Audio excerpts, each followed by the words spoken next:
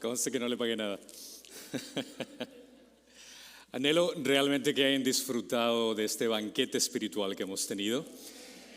Hemos obtenido con estos expositores un alimento que realmente, y he escuchado muchos la opinión de varios, que les ha abierto la perspectiva para otras cosas que jamás habían analizado del Espíritu Santo, y esa es la razón por la cual Dios me ha motivado a hacer esto. Sin lugar a dudas, el corazón de esta conferencia es de alimentar no solo físicamente, porque ya se comieron sus taquitos y hamburguesas, así que, pero sobre todo espiritualmente. Esa es la idea. La necesidad de abordar este tema es urgente y realmente significativa, ya que es profundamente deshonrosa la ignorancia que existe sobre la tercera persona de la Trinidad. Y es tiempo de que exista un impacto en nuestras vidas por medio de su palabra, de presentar quién es la tercera persona de la Trinidad. Hemos escuchado a predicadores como Otto Sánchez, que habla de que el Espíritu Santo nos hace ver nuestra putrefacción y nos lleva a entender la santidad de Dios. El Espíritu Santo subsiste y en excelencia es por sobre todo, y lleva el nombre divino como prueba de su divinidad. Mi hermano Freddy Noble nos enseñó que el Espíritu Santo es una persona con la cual podemos relacionarnos y no se le puede mentir a una energía, a menos de que sea una persona. Lucas Alemán nos mencionó del problema de malentendidos del Espíritu Santo por una falta de enseñanza apropiada. El Espíritu Santo nos da esa libertad, se transforma y nos empodera. Y el estar lleno del Espíritu Santo nos da espacio para nada más. Estás lleno del Espíritu Santo y el Espíritu Santo es el que te guía. Me encanta la forma, es el hecho de que no se trata el hecho de que tú estés con el Espíritu Santo, sino el Espíritu Santo está en ti. Esa es la idea. Desde el principio, la tercera persona de la Trinidad ha jugado un papel crucial en la historia. En el Antiguo Testamento inspiraba a los profetas para hablar y específicamente para apuntar a la venida del Mesías. En el Nuevo Testamento la revelación llega a su culminación en la persona de Jesucristo. Y es el Espíritu Santo quien revela y aplica esa verdad en cada uno de nosotros. Es el Espíritu Santo quien abre los ojos para que personas puedan ver a Cristo. No solo como un personaje histórico, sino como el Dios encarnado que está dispuesto a cambiar las vidas. Para poder entender esta realidad, en esta sesión vamos a acampar en un texto que revela de gran verdad en el Evangelio de Juan. Así que para los que son espirituales y trajeron sus Biblias, por favor, abran sus Biblias. Para los que son menos espirituales, solo abran sus aplicaciones.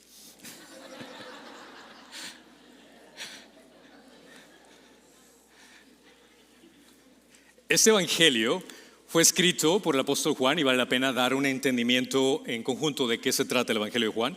Y fue dirigido a una audiencia amplia tanto judía como gentil. Cuando estudiamos acerca de este libro en particular, debemos entender que el Evangelio de Juan fue escrito por Juan a una audiencia específica. Recuerda, la Biblia no fue escrita para ti.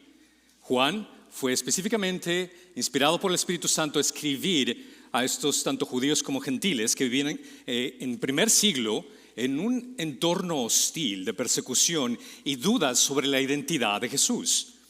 Juan proporciona una comprensión clara de la divinidad y humanidad de Jesús, enfocándose en su obra redentora. Juan afirma que Jesús es el Cristo, el Hijo de Dios, y que a través de él pueden obtener vida eterna. Esto es en Juan 20:31.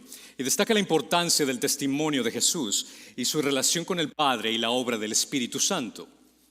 En el Evangelio de Juan se presenta al Espíritu Santo como la figura esencial en la vida del creyente y el plan de salvación. Así que sus Biblias, por favor, diríjanse a Juan capítulo 16 del 7 al 15. Estamos en Juan capítulo 16 del 7 al 15. Y menciona la palabra: pero yo les digo la verdad, les conviene que yo me vaya, porque si no me voy, el Consolador no vendrá a ustedes, pero si me voy, se lo enviaré. Y cuando Él venga, convencerá al mundo de pecado, de justicia y de juicio. De pecado porque no creen en mí. de juicio, porque voy al Padre y ustedes no me verán más, y de juicio porque el príncipe de este mundo ha sido juzgado. Aún tengo muchas cosas que decirles, pero ahora no las pueden soportar. Pero cuando Él, el Espíritu de verdad, venga, los guiará a toda verdad, porque no habla por su propia cuenta, sino que hablará todo lo que oiga y les hará saber lo que habrá de venir. Él me glorificará, porque tomará de lo mío y se lo hará saber a ustedes. Todo lo que tiene el Padre es mío.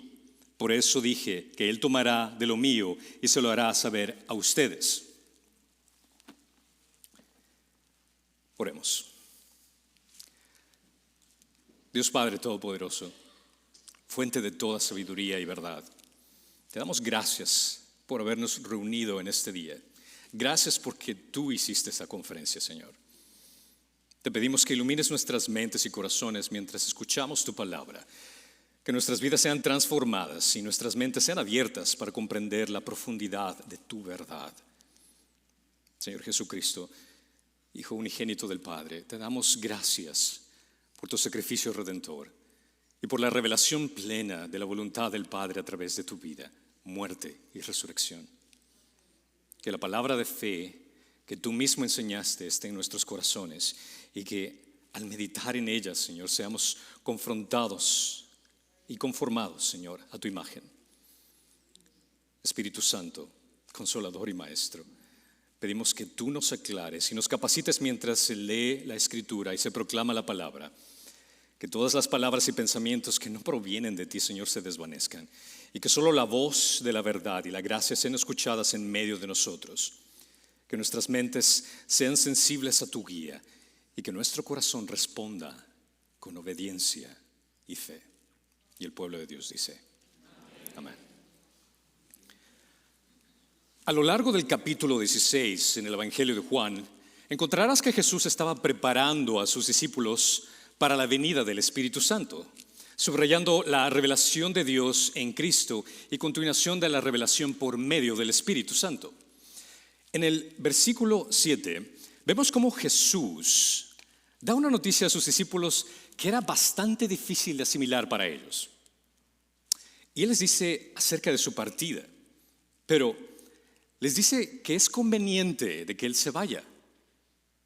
Considera esto. Durante 3 años los discípulos estuvieron con Jesús. Comieron con Él, durmieron con Él, estuvieron en medio de tormentas, calamidades. Y realmente Él no era solo un maestro, sino Señor. Era su compañero constante, su guía y protector. La idea de perder su presencia física representaba la ausencia de todo lo que había sido su fuente de consuelo y dirección. Solo imagínate esto, ponte en las chanclas de los discípulos en ese momento. El tener a este ser tan increíble que depositó y ministró tu corazón todo el tiempo y de pronto que te diga, me voy. Aunque Jesús les había explicado de su misión, que iba a morir y que iba a ir a la cruz y resucitar para la salvación, los discípulos realmente no habían comprendido todo el plan. Sin lugar a dudas no sabían qué iba a suceder después de su partida. Si Jesús se iba, ¿quién los iba a proteger? ¿Quién los iba a guiar?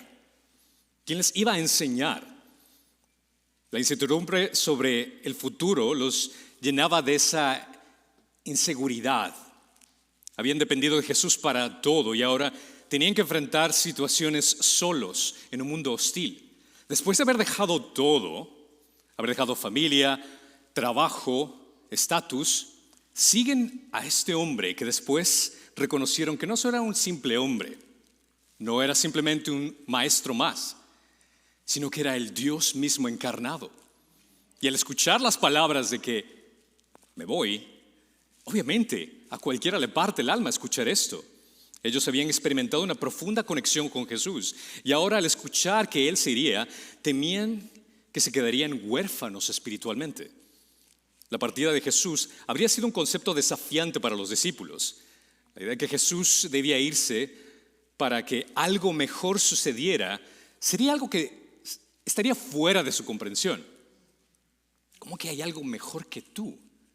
¿Cómo es posible que aquella persona la cual vimos sanar a enfermos, hacer milagros, predicar la palabra con autoridad, ¿cómo es posible que alguien mejor que él venga? Pero aquí menciona que Jesús no hizo esto simplemente como un acto de despedida, sino como un acto salvador, pues su ausencia permitiría la llegada de aquel que complementaría su obra redentora majestuosamente. Se les envía aquel que se denomina como el Paráclitos. La venida del Paráclito es crucial para la obra redentora.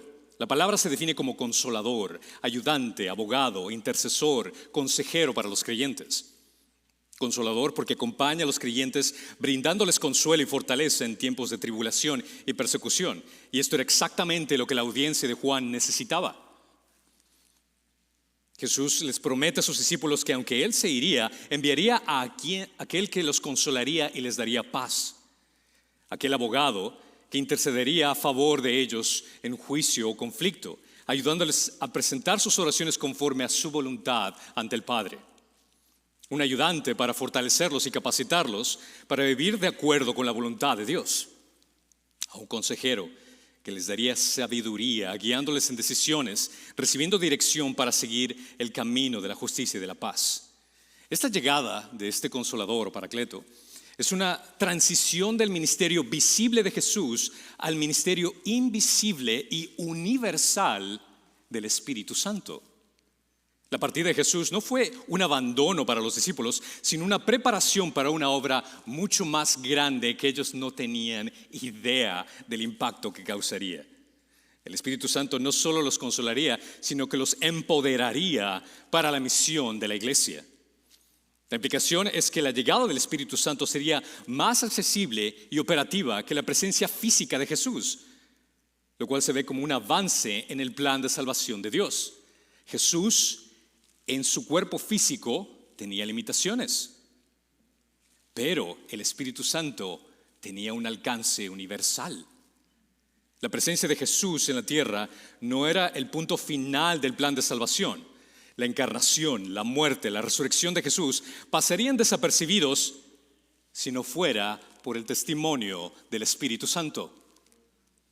Es por causa del Espíritu Santo el hecho de que tú puedes creer en algo que va mucho más allá de nuestra comprensión de cualquier evento histórico. Simple hecho. ¿Cuántos de ustedes saben dónde y cuándo murió Mohammed? ¿O dónde y cuándo murió Buda?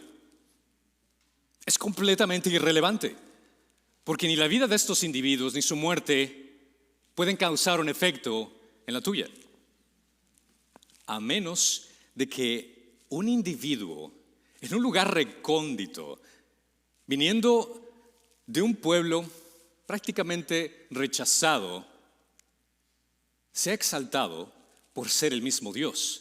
Y el Espíritu Santo apunta a ese lugar recóndito, a ese hombre increíble, a ese Dios increíble, para demostrarnos que es mucho más allá de lo que nosotros podemos comprender. Los discípulos no tenían idea de esto, pero el Espíritu Santo iba a hacer un trabajo que ellos necesitaban.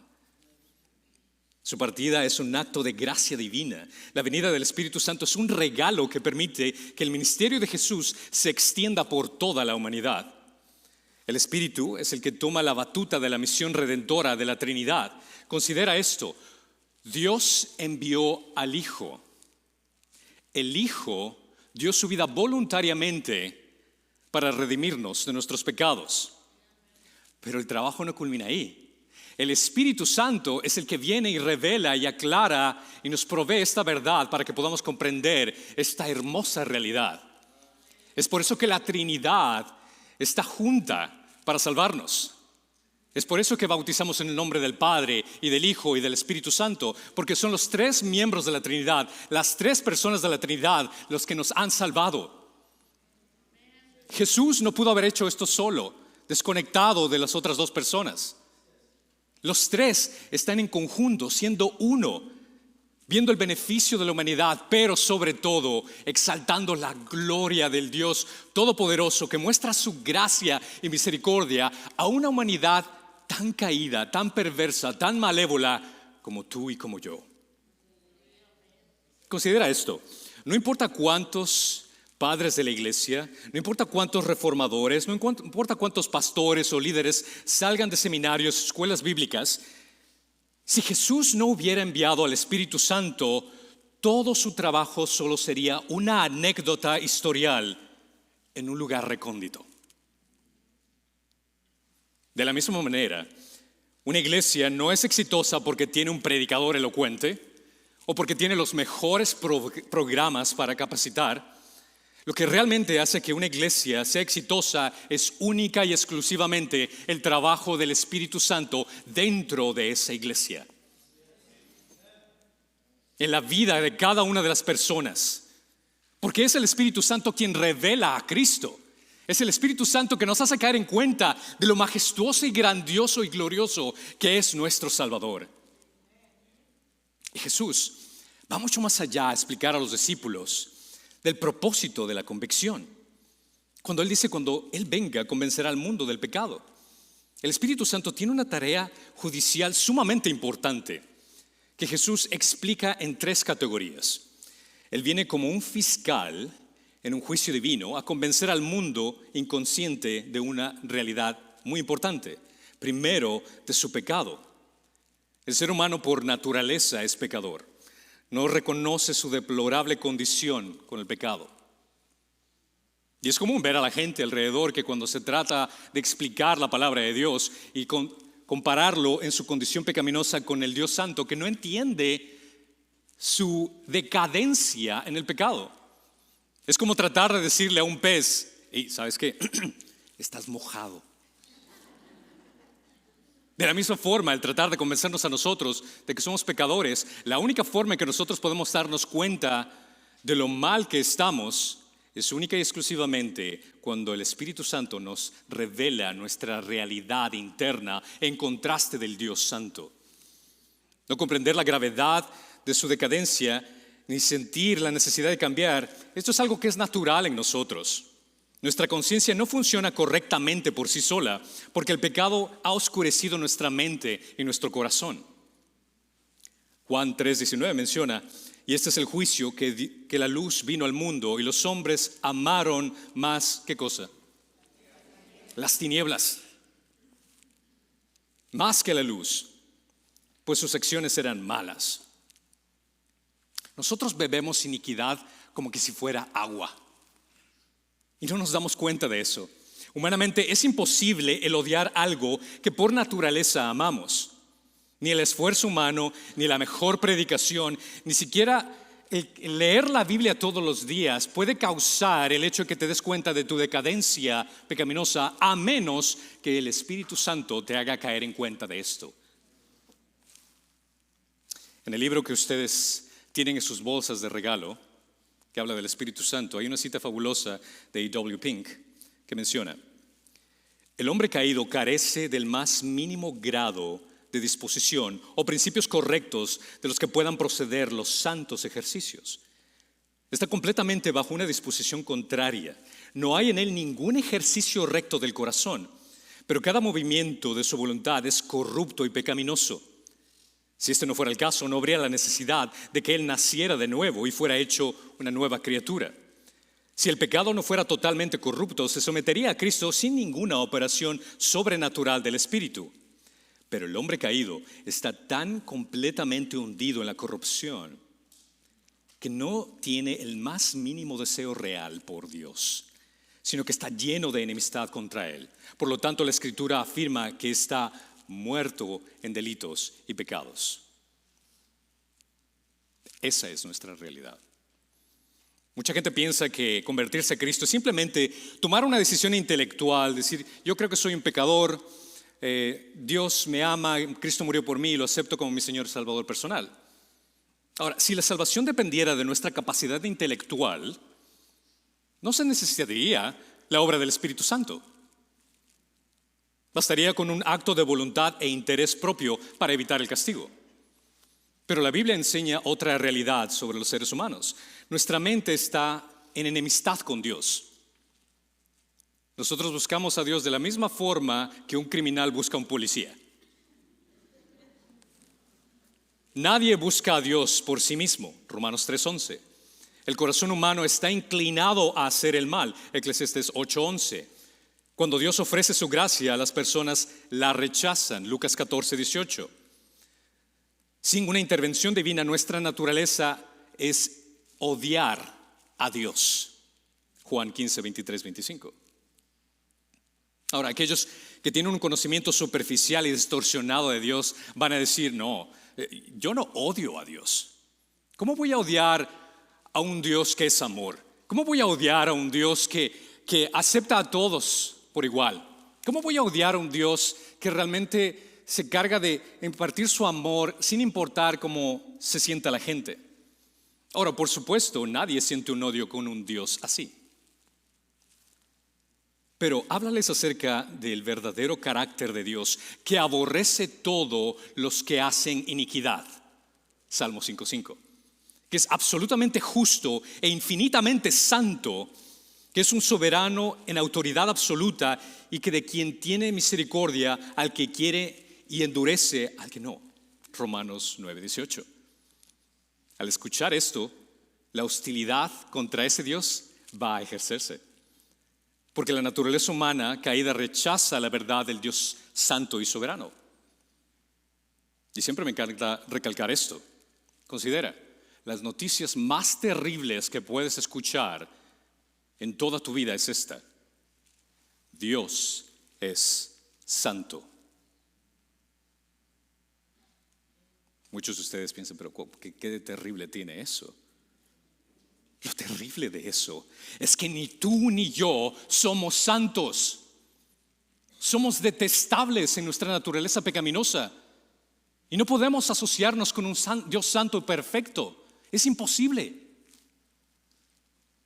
Solo el Espíritu Santo puede quebrantar esa enemistad y convencer de tu naturaleza pecaminosa, revelándote que eres un pez mojado, que estás en pecado.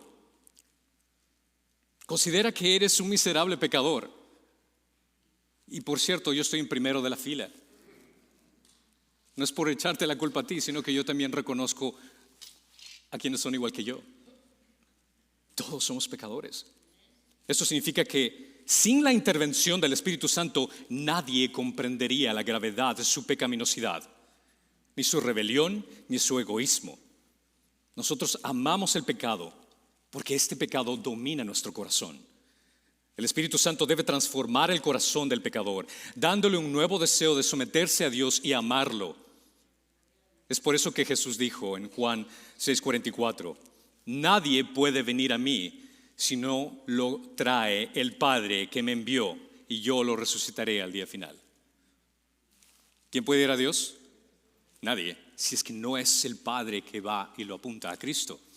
La verdadera conversión no es solo una decisión humana, es un milagro de Dios. Sin el poder del Espíritu Santo, nadie podría abandonar su rebelión contra Dios y venir a Cristo con un corazón sincero. Porque si lo ponemos de esa forma, si es que fue tu intelecto lo que te salvó, o fue tu sabiduría lo que te salvó, o tu capacidad de comprender las Escrituras, entonces estaríamos hablando de cristianos en diferente categoría. Sabes que yo soy salvo porque yo tengo una capacidad intelectual superior a la tuya. ¿Quién se está llevando la gloria ahí? Yo. Pero qué diferencia es entender el hecho que el Espíritu Santo nos hace caer en cuenta que todos estamos por igual, todos somos pecadores y Él nos da de su gracia. Considera lo que menciona Juan 6:63. El Espíritu es el que da vida, la carne para nada aprovecha. Las palabras que yo les he hablado son espíritu y son vida. El Espíritu Santo es quien despierta la conciencia del ser humano y le hace ver su verdadera condición. Sin su obra, la persona sigue justificando su propio pecado, ignorando su necesidad de salvación. Para ser más práctico, ¿cuántos de ustedes tienen amigos o familiares que cuando tratas de hablarles acerca de lo que es el cielo, muchos consideran, sí, definitivamente yo voy a estar ahí? Es más, hasta ahora yo no he ido a un funeral donde la persona que fallece no sea una persona ejemplar. Siempre se habla del hecho de que no, esta persona era increíble, era lo mejor y tanta cosa. No, definitivamente está ahí al lado con Jesús. Pero la realidad es otra. Las Escrituras revelan algo completamente diferente. Pero sobre todo el Espíritu Santo lo que se enfoca aquí es en la incredulidad. El Espíritu Santo es el que convence al mundo del pecado y este pecado se centra en la incredulidad. Jesús señala que el pecado más grande no es simplemente una transgresión moral o legal, sino el rechazo de Él mismo, quien es la revelación completa de la verdad de Dios. El no creer en Cristo es el pecado más grande. La incredulidad es el pecado fundamental que condena al mundo. El mayor pecado es la negación de la obra redentora de Cristo. El pensar que tú lo puedes hacer por tu propia cuenta. Y la incredulidad es la razón por la cual muchos terminan condenados. Considera 1 Corintios 2:14. Pero el hombre natural no acepta las cosas del Espíritu de Dios, porque para él son ¿qué? Necedad. Y no las pueden entender porque son cosas que se disciernen. ¿Qué palabra es esta? Espiritualmente. Y solo por medio del Espíritu puedes discernir lo que viene de Dios, la verdad de Dios. Este es el pecado que el Espíritu revela a la conciencia del mundo, la falta de fe en Cristo y por tanto la separación de Dios. Pero también Jesús menciona a sus discípulos que es de justicia porque voy al Padre y no me verán más. El Espíritu también convence al mundo de justicia, pero no de justicia humana, sino de la justicia perfecta que proviene de Cristo, que regresa al Padre. Cristo no vino a hacer más fácil el camino a Dios, sino que vino a revelar que la única forma para poder estar en presencia del Dios Santo es siendo perfecto. ¿Cuántos de ustedes cumplen este requerimiento? Siempre que quieran explicar a alguien, cuando te pregunten ¿cómo puedo ir al cielo? Haz 2 puntos elementales. 1, tienes que ser perfecto. Y el segundo, no tener ningún récord criminal moral, ningún pecado en tu vida. ¿Conocen a alguien que pueda cumplir esos requerimientos? Déjame decir, yo conozco a uno.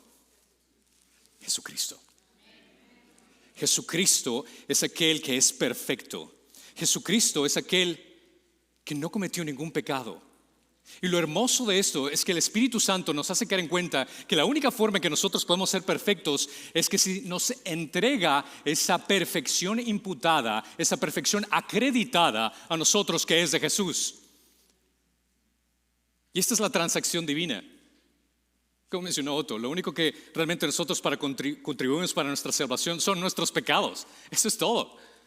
¿Por qué? Porque existe esa transacción. Mi pecado, mi maldad, la atribuyo a Cristo.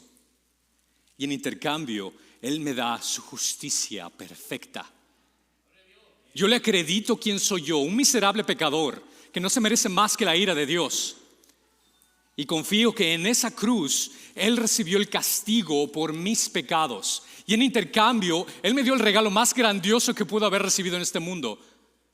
Jamás puedes decir que no has recibido algo de alguien. Jamás. Porque el regalo más hermoso, más grandioso, más glorioso es el hecho de que la justicia del Dios perfecto fue acreditada a ti, un miserable pecador que lo único que te merecías era el castigo en el infierno por toda la eternidad. Pero Dios te ama tanto que envió a su Hijo unigénito a morir por ti. ¿Cómo me encantaría que entiendas la profundidad de esto? Sería equivalente al hecho de que un criminal asesina de una forma horrenda a una persona que tú amas tanto y de pronto esta persona está a punto de ser sentenciada, pero tú tienes un hijo y que tú digas, ¿sabes? Este criminal abominable que tiene que sufrir las consecuencias y merece la pena de muerte, voy a dejarlo libre y poner a mi hijo en lugar. ¿Te imaginas en qué cabeza entraría eso?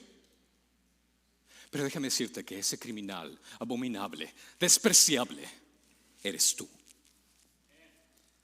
Y Dios entregó lo más preciado, a su Hijo, por nosotros. Y lo que te digo en este momento, si está resonando en tu cabeza, si estás entendiendo de esta realidad, es única y exclusivamente porque el Espíritu Santo está revelando eso dentro de ti.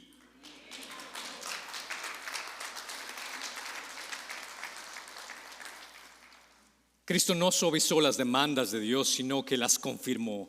Jesús enseñó que el camino a la vida es estrecho y difícil y pocos la hallan.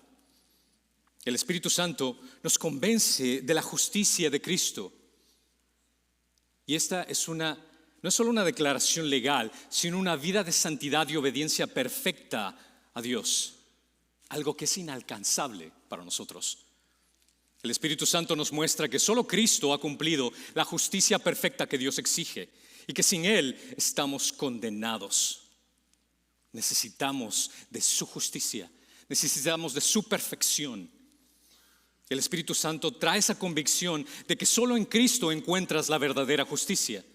Y esta justicia es ofrecida para todos los que creen en Él, no por obras propias, sino por la fe en su obra redentora. Claramente Pablo lo enfatiza de esta forma, porque por gracia ustedes habiendo sido salvos por medio de la fe. Y esto no procede de ustedes, sino que es un don de Dios, no por obras para que nadie se gloríe. Pero quiero aclarar algo. Esa fe es un don.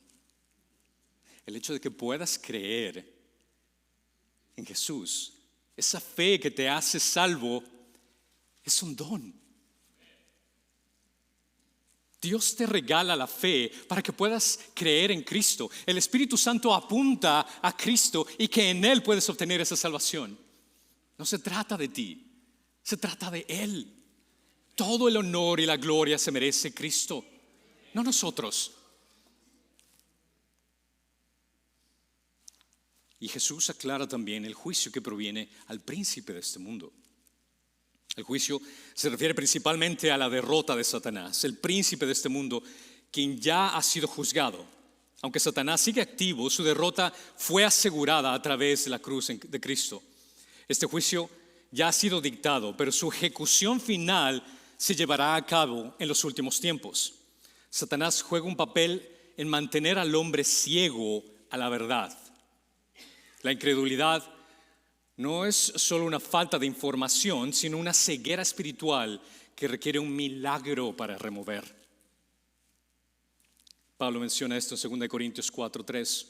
Y si todavía nuestro evangelio está velado, para los que se pierden está velado, en los cuales el Dios de este mundo, Satanás, ha cegado el entendimiento de los incrédulos, para que no vean el resplandor del evangelio, de la gloria de Cristo, que es la imagen de Dios. Es el Espíritu Santo que advierte que al rechazar a Cristo, las personas se alinean al príncipe de este mundo, Satanás, y por lo tanto se exponen al juicio que ya ha sido decretado contra él. Mi pregunta es, ¿en qué bando te encuentras? El Espíritu no solo revela el estado de los corazones humanos en cuanto al pecado, sino que también apunta hacia la justicia perfecta de Cristo y la certeza de un juicio venidero. Esta convicción prepara a las personas para arrepentirse, creer en Cristo y recibir de su justicia, mientras que nos advierte de las consecuencias del juicio final. El Espíritu Santo tiene un papel vital al iluminar y convencer al mundo de la necesidad de Cristo.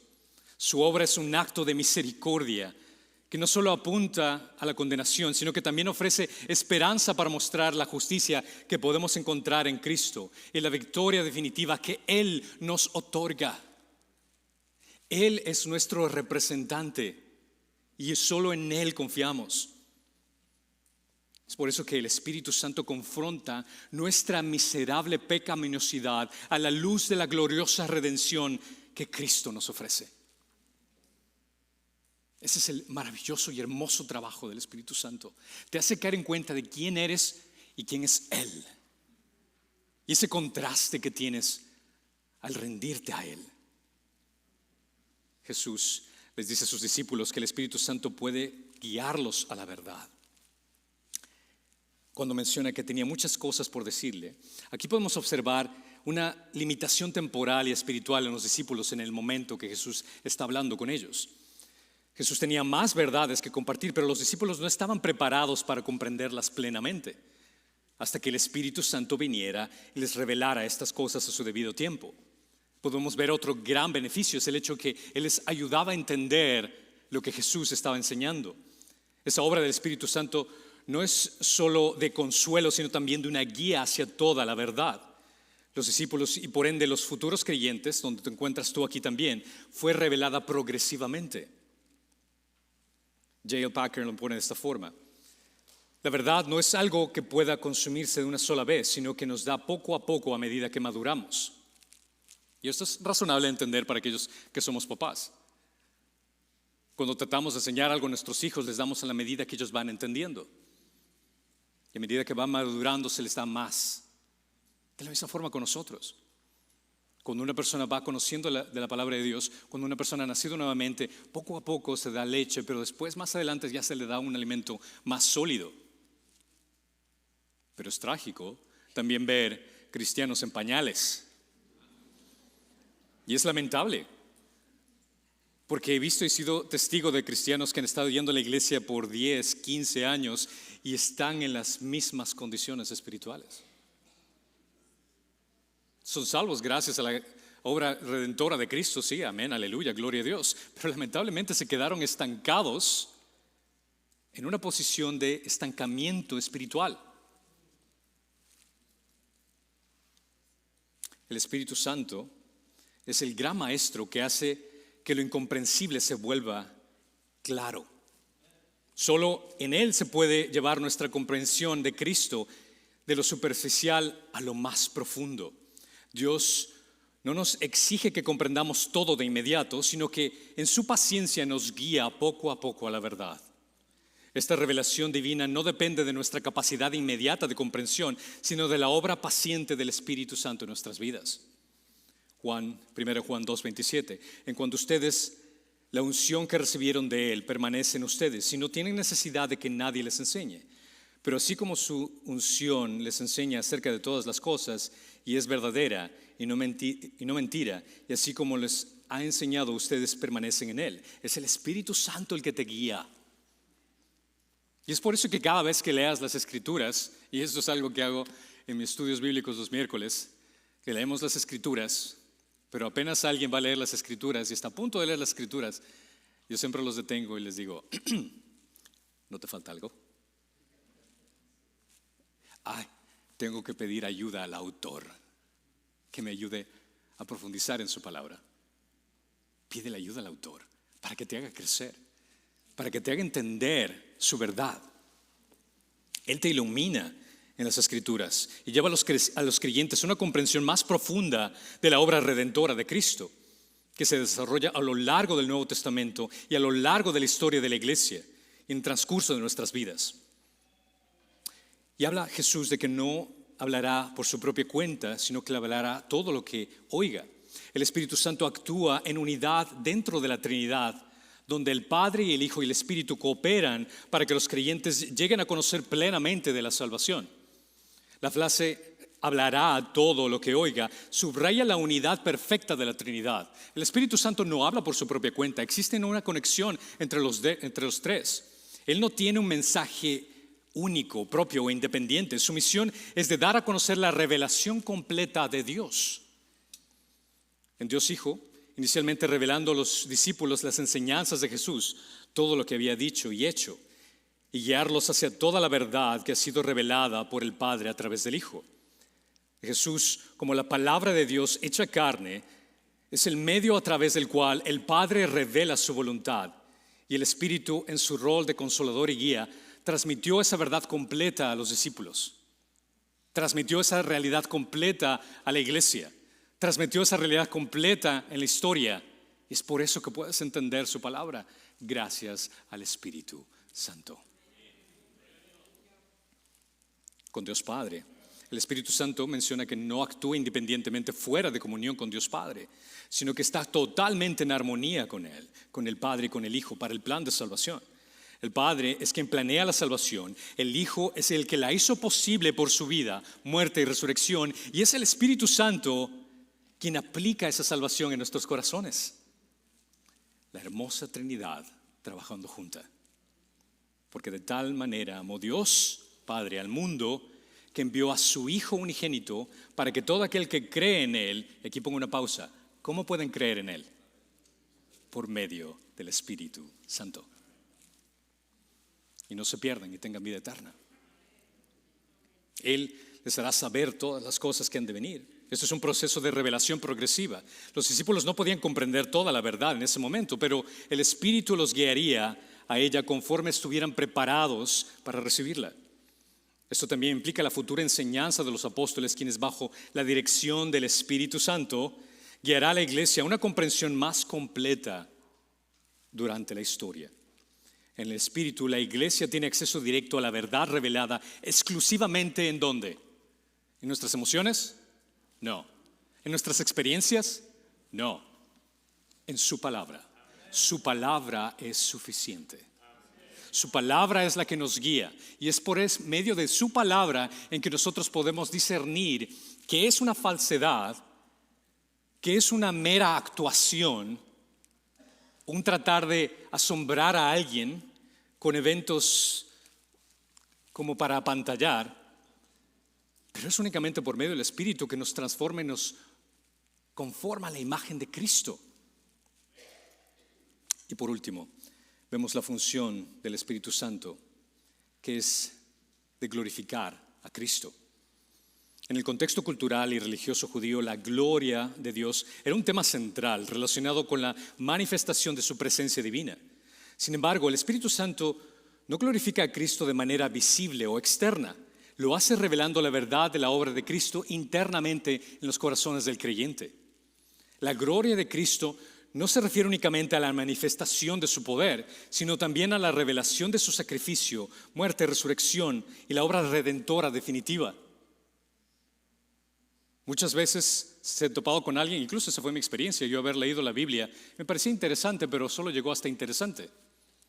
Hasta cuando el Espíritu Santo me aclaró lo que decía aquí.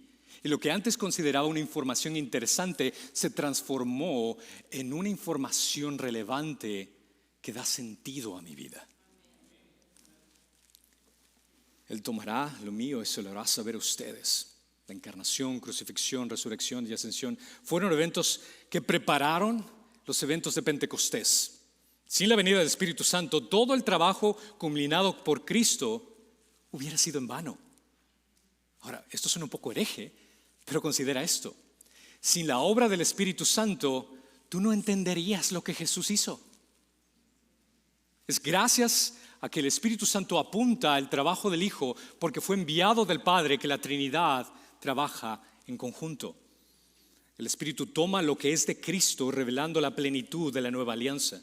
La revelación de Cristo es el centro de toda la revelación divina, un tema que es fundamental en el Evangelio de Juan. Esta declaración subraya la perfecta unidad del Padre, Hijo y Espíritu Santo. Es una expresión de la cooperación de la Trinidad para la salvación de la humanidad. Juan 14, 13 al 14. Y todo lo que me pidan en mi nombre lo haré, para que el Padre sea glorificado en el Hijo. Y si me piden algo en mi nombre, yo lo haré. Aquí se demuestra cómo las tres personas de la Trinidad trabajan juntas en la obra de redención. La unidad dentro de la Trinidad es perfecta y su propósito es de revelarnos la gloria de Cristo. El Espíritu glorifica a Cristo, lo que demuestra que el Evangelio no es solo una serie de hechos históricos, sino una verdad vivificante en el Espíritu que se aplica a nuestros corazones como creyentes. Juan 15:26 menciona también, cuando venga el Consolador, a quien yo enviaré del Padre, es decir, el Espíritu de verdad que procede del Padre, Él dará testimonio de mí. Y ustedes también darán testimonio porque han estado junto a mí desde el principio. El Espíritu Santo es el que apunta a Cristo para glorificarlo. Muchos se quedan estancados en Jesús, y no lo digo esto de una forma malintencionada, pero el hecho de que descontamos el trabajo del Espíritu Santo en apuntar a Jesús. Y es por eso que nosotros adoramos a la Trinidad, porque Dios nos da esa salvación. Jesús hace el trabajo de la salvación y el Espíritu Santo apunta a Cristo. Tenemos que estar agradecidos por los tres. La revelación de Cristo no es algo que podamos alcanzar por nuestra propia fuerza, sino que es dada por el Espíritu. Sin el Espíritu Santo no podríamos tener la convicción de nuestros pecados, ni mucho menos poder comprender el grandioso plan de redención que ofrece Cristo. ya que el Espíritu Santo confronta nuestra miserable pecaminosidad a la luz de la gloriosa redención que Cristo nos ofrece. De la misma forma en que Cristo murió una sola vez y su muerte fue completamente suficiente para cumplir con todos los propósitos que Dios tenía al enviarlo, así también el Espíritu Santo realiza una sola obra poderosa y decisiva en el corazón de cada persona. Como se ha mencionado, el Espíritu Santo no se vierte por poquito. El Espíritu Santo te hace ser parte de esta familia, eres adoptado. A partir de ese momento la persona es transformada para siempre, queda libre del poder de la muerte espiritual y es trasladado al reino del Hijo amado de Dios. Sin esta transformación interior no somos capaces de comprender ni de valorar verdaderamente las cosas espirituales ni las bendiciones celestiales. Solo cuando el Espíritu Santo nos da nueva vida podemos ver la claridad de la belleza del Dios Todopoderoso. Tristemente, ha sido profundamente deshonroso la ignorancia que existe en la tercera persona de la Trinidad. Y esta conferencia solo ha raspado la superficie de lo que se habla acerca de la tercera persona de la Trinidad.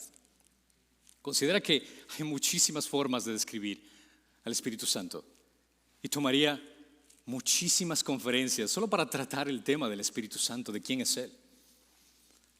El Espíritu Santo es eterno, quien con el Hijo existió sin tiempo y con el Padre en gloria reina. Él es el Espíritu de Elohim.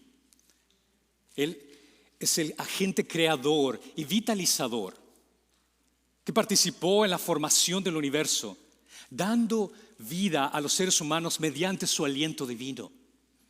Él es el Espíritu de profecía, la fuente de inspiración divina, que capacitó a los profetas no solo para recibir los propósitos de Dios, sino también para compartirlos con los demás, transmitiendo su verdad. Él es el Espíritu de encarnación, quien intervino en la naturaleza de María para permitir la concepción virginal de Jesús, subrayando su plena divinidad y humanidad.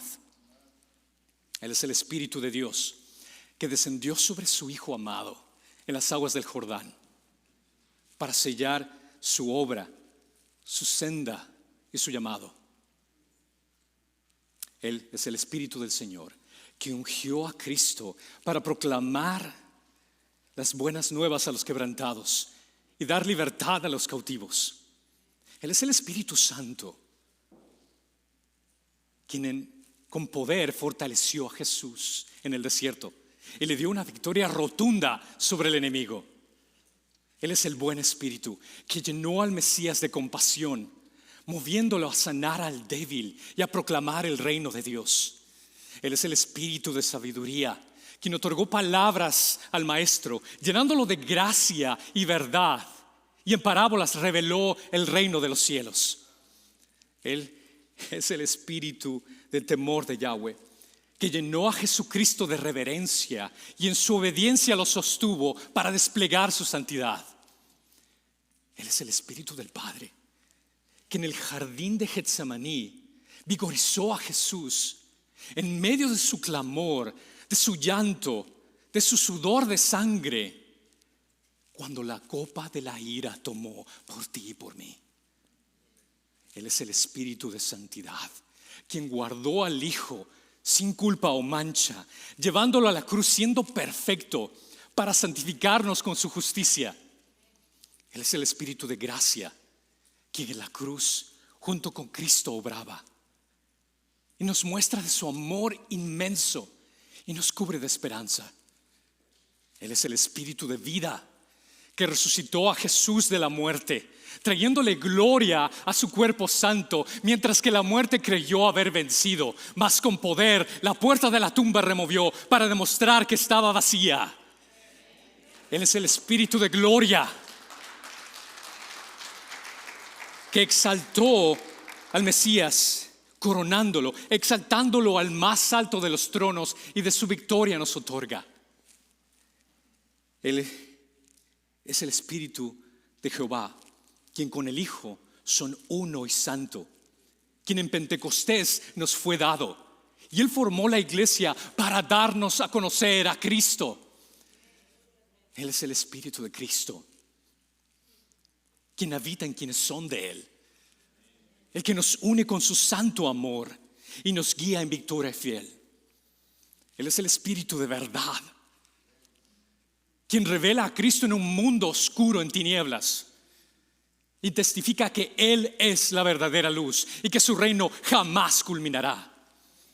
Él es el Espíritu noble, que en su generosidad infinita otorga a Cristo a pecadores como tú y como yo, para redimirnos con su justicia.